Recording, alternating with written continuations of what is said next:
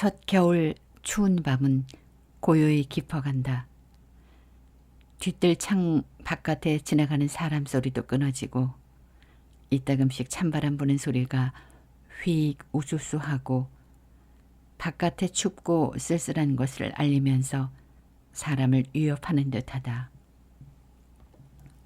만두노 호야 호야. 길게 그리고도 힘없이 외치는 소리로 보지 않아도 추워서 수그리고 웅크리고 가는 듯한 사람이 몹시 처량하고 가엾어 보인다. 어린애들은 모두 잠들고 학교 다니는 아이들은 눈에 졸음이 잔뜩 몰려서 입으로만 소리를 내어 글을 읽는다. 나는 누워서 손만 내놓아 신문을 들고 소설을 보고 아내는 이불을 들쓰고 어린애 저고리를 짓고 있다. 누가 우냐? 일하던 아내가 말하였다. 아니야요. 그 절름발이가 지나가며 무슨 소리를 짓거리면서 그러나 보아요.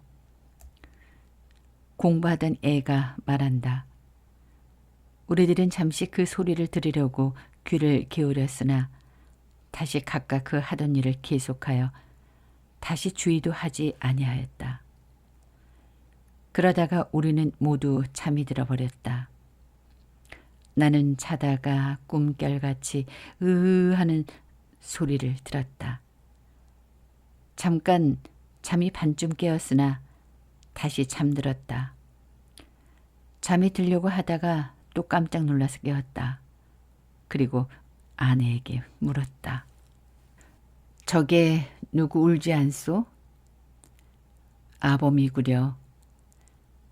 나는 벌떡 일어나서 귀를 기울였다. 과연 아범의 우는 소리다. 행랑에 있는 아범의 우는 소리다. 어찌하여 우는가? 사나이가 어찌하여 우는가? 자기 시골서 무슨 슬픈 상사의 기별을 받았나? 무슨 원통한 일을 당하였나? 나는 생각하였다. 어이 느껴 우는 소리를 들으면서 아내에게 물었다. 아범이 왜 울까? 글쎄요, 왜 울까요? 아범은 금년 9월에 그 아내와 어린 계집애 둘을 데리고 우리 집 행랑방에 들었다. 나이는 한 30살쯤 먹어 보이고 머리에 상투가 그냥 달라붙어 있고 키가 늘씬하고 얼굴은 기름하고 누르퉁팅하고 눈은 좀 큰데 사람이 벅순하고 착해 보였다. 주인을 보면 어느 때든지 그 방에서 고달픈 몸으로 밥을 먹다가도 얼른 일어나서 허리를 굽혀 절한다. 나는 그것이 너무 미안하고 그래서 그러지 말라고 이러려고 하면서 늘 그냥 지내었다. 그 아내는 키가 자그마하고 몸이 똥똥하고 이마가 좁고 항상 입을 다물고 아무 말이 없다. 적은 돈은 회개할 줄 알아도 원이나 100냥 넘는 돈은 회개할 줄 모른다. 그리고 어멈은 날짜 회개할 줄을 모른다. 그러기에 저 낳은 아이들의 생일을 아범이 그 전날 내일이 생일이라고 일러주지 않으면 모른다고 한다. 그러나 결코 속일 줄을 모르고 무슨 일이든가 하라는 대로 하기는 하나 얼른 대답을 시원치 않게 하고 꾸물꾸물 오래 하는 것이 흠이다. 그래도 아침에는 일찍이 일어나서 기름을 발라 머리를 곱게 빗고 빨간 댕기를 들여 쪽을 찌고 나온다. 그들에게는 지금 입고 있는 단벌 홑옷과 조그만 냄비 하나밖에 아무것도 없다. 세간도 없고 물론 입을 옷도 없고 덮을 이부자리도 없고 밥 담아 먹을 그릇도 없고 밥 먹을 숟가락 한 개가 없다. 있는 것이라고는 보기 싫게 생긴 딸 둘과 작은 애를 넘는 홑 누더기와 띠, 아범이 버려하는 지게가 하나, 이것뿐이다. 밥은 우선 주인집에서 내어간 사발과 숟가락으로 먹고 물은 역시 주인집 어린애가 먹고 비운 가루 우유통을 갖다가 떠 먹는다. 9살 먹은 큰 계집애는 몸이 좀 뚱뚱하고 얼굴은 컴컴한데 이마는 어미 닮아서 좁고 볼은 아비 닮아서 축 늘어졌다. 그리고 이르는 말은 하나도 듣는 법이 없다. 그 어미가 아무리 욕하고 때리고 하여도 볼만 부어서 까닭없다. 도리어 어미를 욕한다. 꼭 써서 어미 보고 눈을 부르대고 족걱정이가 왜 야단이야 하고 욕을 한다. 먹을 것이 생기면 자식 먹이고 남편 대접하고 자기는 늘 굶는 어미가 헛입 노릇이라고 하는 것을 보게 되면 저 망할 계집년이 뭘 혼자만 처먹어 하고 욕을 한다. 다만 자기 어미나 아비의 말을 아니 들을 뿐 아니라 주인 마누라나 주인 나리가 무슨 말을 일러도 아니 듣는다. 먼데 있는 것을 가까이 하려면 손수 붙들어 와야 하고 가까이 있는 것을 비키게 하려면 붙들어다 치워야 한다.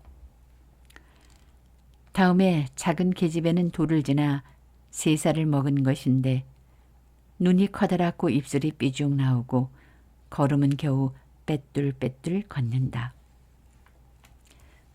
그러나 여태 말도 도무지 못하고 새벽부터 하루 종일 붙들어 매어 끌려가는 돼지 소리 같은 크고 흉한 소리를 내어 울어서 해를 보낸다. 울지 않는 때라고는 먹는 때와 자는 때뿐이다. 그러나 먹기는 썩 잘 먹는다. 먹을 것이라도 눈앞에 보이기만 하면 죄다 빼앗아다가 2 다리 사이에 넣고 다리와 팔로 웅크리고 웅웅 소리를 내면서 혼자서 먹는다. 그렇게 심술 사나운 큰 계집애도 다 빼앗기고 조련해서 얻어먹지 못한다. 이렇기 때문에 작은 것은 늘 어미 뒷잔등에 엎여 있다. 만일 내려놓아 버려두면 땅바닥을 벗은 몸으로 2 다리를 텅 내뻗치고 묶여가는 돼지 소리로 동리가 요란하도록 냅다 지른다. 그래서 어멈은 밤낮 작은 것을 업고 큰 것과 싸움을 하면서 얻어먹지도 못하고 물깃고 걸레질하고 빨래하고 서서 돌아간다. 작은 것에게는 젖을 먹이고 큰 것의 욕을 먹고 성화받고 사나이에게 웅얼웅얼하는 잔말을 듣는다. 밥 지을 쌀도 없는데 밥 안 짓는다고 욕을 한다. 그리고 아범은 밝기도 전에 지게를 쥐고 나갔다가 밤이 어두워져서 들어오지만 하루에 2끼니를 못 끓여 먹고 대개는 벌이가 없어서 새벽에 나갔다가도 오정 때나 되면 돌아온다. 들어와서는 흔히 잔다.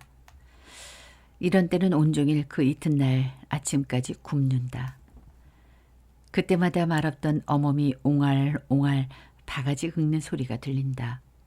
어멈이 그 애들 때문에 그렇게 애쓰고 그들의 삶이 그렇게 어려운 것을 보고 나는 이따금 이렇게 생각하였다. 아내에게도 말을 한다. 저 애들을 누구를 죽이나 하지.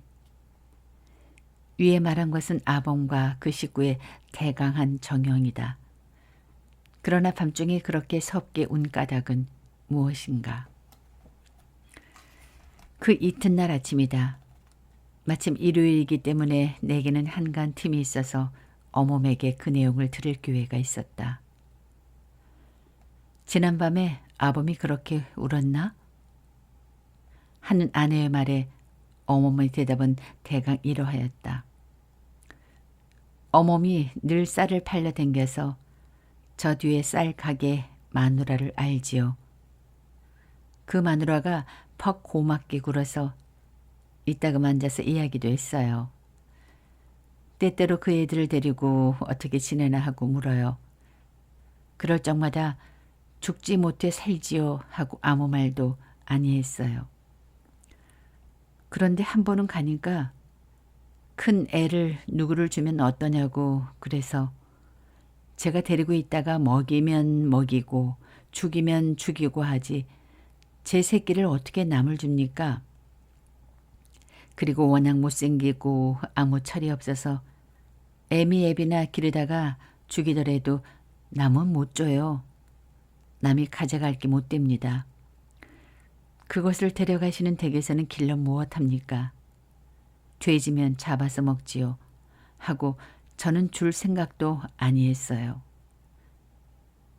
그래도 그 마누라는 어린 것이다 그렇지 어떤가. 어서 좋은 댁에서 단란히 보내게 잘 길러 시집 보내주신다네. 그리고 젊은이들이 벌어먹고 살아야지. 애들을 다 데리고 있다가 이제 차차 날도 추워오는데 모두 한꺼번에 굶어 죽지 말고 하시면서 여러 말로 대고 권하셔요. 말을 들으니까 그랬으면 좋을 듯도 하기에 그럼 저의 아범 보고 말을 해보지요 했지요. 그랬더니 그 마누라가 부쩍 달라붙어서 내일 그 댁 마누라가 우리 집으로 오실 터이니 그 애를 데리고 오게 하셔요 해서 글쎄요 하고 돌아왔지요. 돌아와서 그날 밤에 그젯밤이 올시다. 그젯밤 아니라 어제 아침이 올시다. 요새 저는 정신이 하나도 없어요. 그래 밤에는 들어와서 반찬이 없다고 밥도 안 먹고 곤에서 쓰러져 자길래 그런 말을 못하고 어제 아침에야 그 이야기를 했지요. 그랬더니 내가 아나 임자 마음대로 하게 그려. 그러고 일어서 지게를 지고 나가 버리겠지요.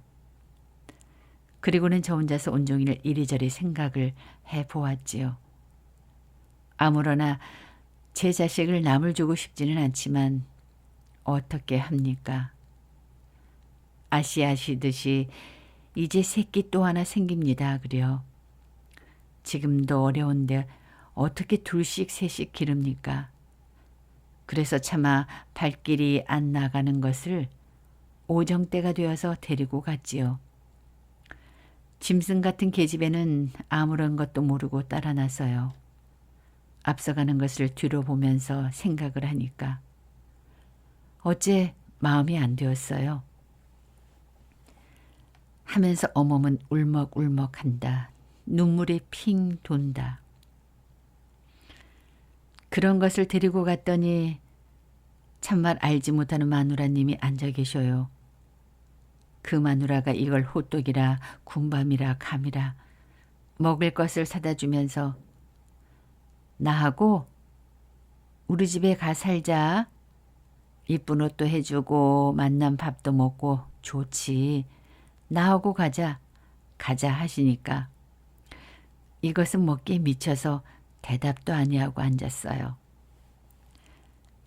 이 말을 들을 때 나는 그 계집애가 우리 마루 끝에 서서 우리 집 어린애가 감 먹는 것을 바라보다가 내버린 감꼭지를 쳐다보면서 집어가지고 나가던 것이 생각났다. 어멈은 다시 이야기를 이어 그래 제가 어쩌나 보려고 그럼 너 저 마님 따라가 살련? 나는 집에 갈 터이니 했더니 저는 본체만치 하고 머리를 끄덕끄덕해요. 그래도 미심해서 정말 갈 테야? 가서 울지 않을 테야? 하니까 저를 한번 흘끗 노려보더니 그래 걱정 말고 가요 하겠지요. 하도 어이가 없어서 내버리고 집으로 돌아왔지요. 그러고 돌아와서 저 혼자 가만히 생각하니까 아범이 또 뭐라고 할는지 몰라. 어째 안 되겠어요. 그래 바삐 아범이 일하러 댕기는 데를 찾아갔지요.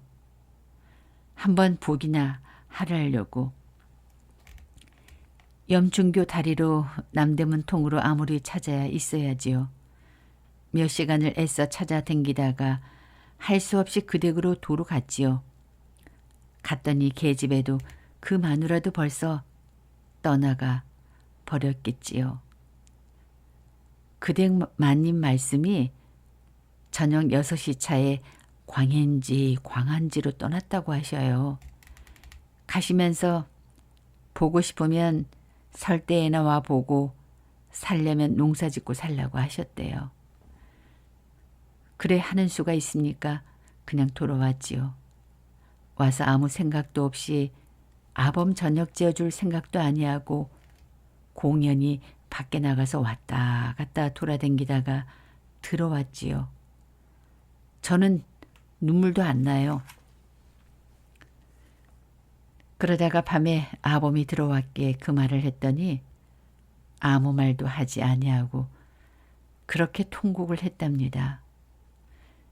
여북하면 제 자식을 꿈에도 보지 못하던 사람에게 주겠어요. 할 수가 없어서 그렇지요. 집에 두고 굶기는 것보다 나을까 해서 그랬지요. 아범이 본래는 저렇게는 못 살지 않았답니다. 저희 아버지 살았을 때에는 볕 100석이나 하고 양평 시골서 남부럽지 않게 살았답니다. 이름들도 모두 좋지요. 맏형은 장자요, 둘째는 거부요, 아범이 셋째인데 화수분이랍니다.